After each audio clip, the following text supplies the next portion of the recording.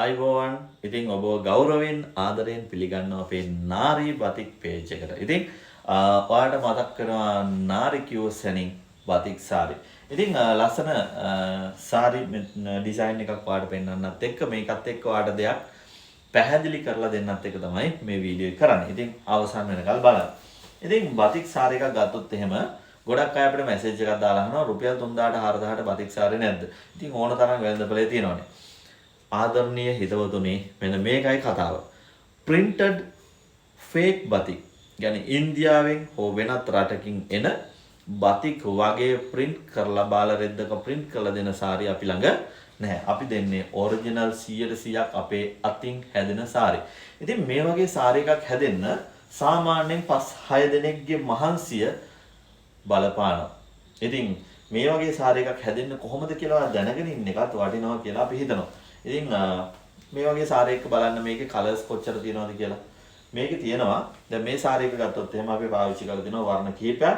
මෙතන තියෙනවා ඔයාලට පේනවා සුදු වර්ණය, ඊළඟට මේ රෝස පාට, ඊළඟට මෙතන දුඹුරු පාට. මේ වගේ සාරි එකක් හැදෙනකොට තවත් ඒ වගේ එකක් තියෙනවා මම ඒකත් එක්ක කතා කරන්නම්. දැන් මේ තියෙන්නේ ඒ වගේ තවත් කලර් කම්බිනේෂන් එකක්. මේකේ සුදු පාට තියෙනවා, කහ පාට තියෙනවා, ඊළඟට දුඹුරු පාට තියෙනවා. මේ වගේ වර්ණ යොදනකොට ඔන්න සුදු සාරි එක අරගෙන අපි මුලින්ම කරන්නේ සුදු පාට තියෙන්න ඕනේ ටික ඉටි ආලේප කරගන්න. මොකද මේ ඉටි ගෑවහම ඒවට ඩයි එක වදින්නේ නැහැ. ඩයි එක අවශෝෂණය වෙන්නේ නැහැ. ඔන්න ඕක තමයි සරල කතාව. එහෙනම් මුලින්ම ඉටි ගාලා මේ සාරියකට අපි මේ මුළු සාරියටම රෝස පාට යොදනවා. පින්ක් කලර් එක. මේකට නම් කහ පාට.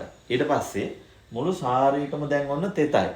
ඊට පස්සේ අපිට මේ සාරියක මද පවනේ වේලන්න වෙනවා. අවුවේ දාලා වේලන්න බෑ. මොකද ඉටි කරලා තියෙන නිසා. ඊට පස්සේ අපි මද පවනේ වේල ගන්නවා.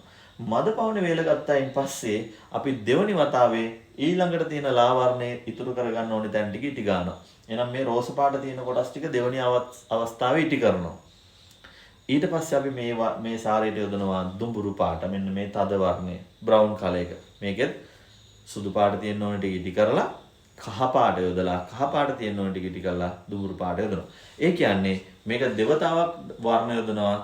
එතකොට එක වතාවක් අපි වර්ණ යොදලා සෝදලා වේලලා නැවත ඉටි ආලේප කරලා නැවත වර්ණ යොදලා නැවත සෝදලා සියලු වර්ණ යොදුවයින් පස්සේ මේ සියලු ඉටි ටික අයින් කරන්න රත් කරපු නටන ජලය ඔබලා මේ සියලු ඉටි ටික ඉවත් කරලා ඊට පස්සේ අයන් කරලා ලස්සන ප්‍රොඩක්ට් එකක් විදියට ඔයාගේ ළඟට එනකොට කිහිප දෙනෙක්ගේ මහන්සියක ප්‍රතිඵලයක් තමයි බතික් සාරි එකක් කියලා කියන්නේ.